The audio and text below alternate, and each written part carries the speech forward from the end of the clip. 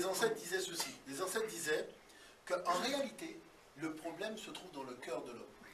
C'est-à-dire que pour nos anciens, la création de l'univers, tout comme la création du monde, tout comme la société elle-même, ou la gestion d'un pays, voire la gestion d'une société, ce sont des lieux de conflit.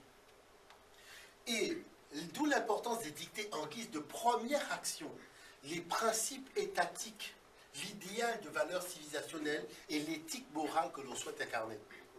Ceci est, déjà, vous voyez, dans le cadre des entreprises, des administrations, on fait des conventions collectives qui vont fixer la nature des droits dans le travail, mais il n'y a pas de principe au niveau des valeurs et de l'idéal de valeurs que l'on va chercher à magnifier. C'est pour ça que les gens sont en conflit permanent dans l'entreprise, en conflit permanent dans la société. En fait, de l'incompréhension pour les gens de leur propre réalité dans le contexte social. Parce que quand la personne sait pourquoi elle est là, ça a été expliqué clairement, la première zone d'arrêt du conflit, c'est le conflit qu'on a à l'intérieur de soi. Et qui fait qu'on est en relation avec les autres. Mais quand le conflit est à l'intérieur de soi, là, je dirais, sans avoir compris la raison pour laquelle la société existe, et le fondement même, c'est le conflit permanent. Le problème, c'est que celui qui crée la société, lui-même est en conflit. Donc tous les conflits, pour nos aînés, sont le résultat de l'opposition entre deux forces seulement. Il n'y a pas trois, il y a deux forces. La première force, c'est Ma'at. Vous voyez, qui était une femme que les anciens percevaient comme le Saint-Esprit, sauf qu'à l'époque, il y avait 42 commandements. Donc, Ma'at, c'est le principe de la vérité, de la justice, de l'harmonie, de l'ordre.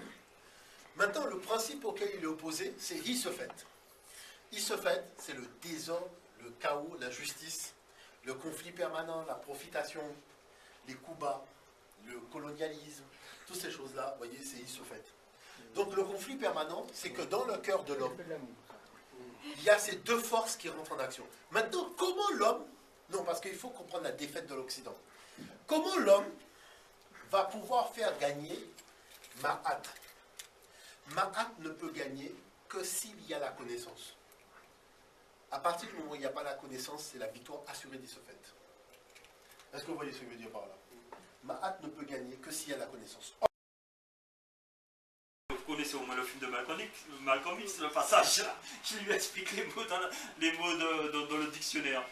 Marché noir, idée noire, etc. etc. Tous les trucs liés, voilà, tous les trucs liés.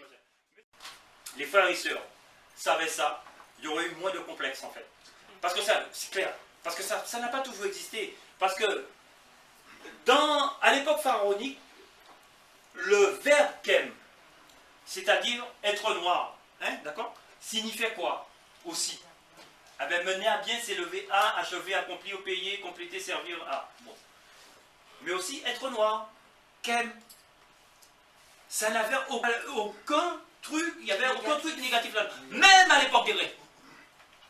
Même à l'époque des Grecs. Le fait que le mot noir ait été diabolisé, c'est un fait récent. C'est un fait récent. C'est la civilisation occidentale récente. Jamais le grec ne s'est permis. C'est vrai qu'à une époque, certains grecs, sous l'époque tardive où les Égyptiens n'étaient plus les meneurs, hein, les Kamites n'étaient plus les meneurs du monde, ils se sont moqués par exemple du sexe, de la longueur du sexe des Noirs, sous certains textes grecs, etc. Mais à aucun moment, du point de vue sémantique, hein, à aucun moment, le mot noir a été associé ni à la saleté, ni à quelque chose de négatif, ni à quelque chose d'impropre, etc. Jamais. Mais là, ça a toujours eu, d'autres sens, jamais quelque chose de négatif chez les Grecs. C'est un fait récent, ça.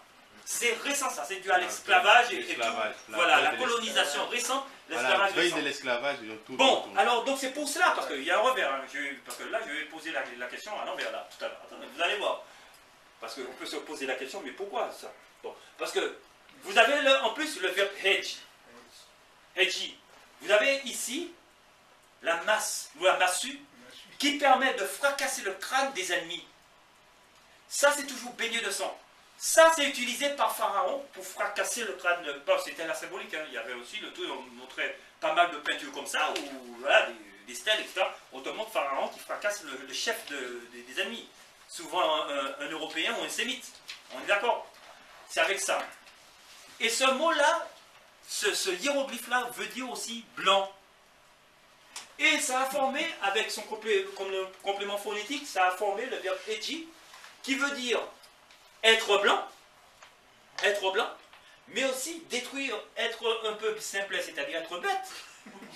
Anéantir, tuer, abattre, périr, renverser, désobéir, annuler, endommager. Je te dis, avec tu as tout compris.